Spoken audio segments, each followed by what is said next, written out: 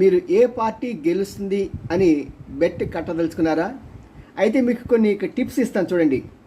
వైసీపీకి నష్టం వచ్చే పనులు ఏంటంటే, సపోజ్ వాళ్ళు ఇచ్చే పథకాల్లో మగ్గం పథకాలకి చాలా మంచి స్కీమ్ అది. కానీ అది మగ్గం యజమానికి చేరుతున్నా కానీ వర్కర్స్కి చేరట్లేదు. దానివల్ల వర్కర్స్ ఎక్కువ మంది ఉంటారు కాబట్టి ఆ వర్కర్స్ వీళ్ళకి వ్యతిరేకంగా ఓటు వేయడానికి అవకాశం ఉంది. అంతేకాకుండా ఆటో పథకం, ఆటో కూడా సాధారణంగా యజమానికి వెళ్తుంది కానీ పాపం డ్రైవర్కి వెళ్ళదు.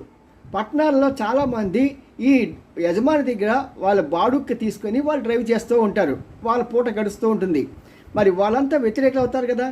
దీన్ని మీరు ఎలా చెప్తారండి అంటే, ఒక్కసారి తెలంగాణ రాష్ట్రం చూసామంటే అక్కడ ఎస్సీ వర్గానికి 10 లక్షల రూపాయలు ఇచ్చి వాళ్ళు మద్దతు పలికారు.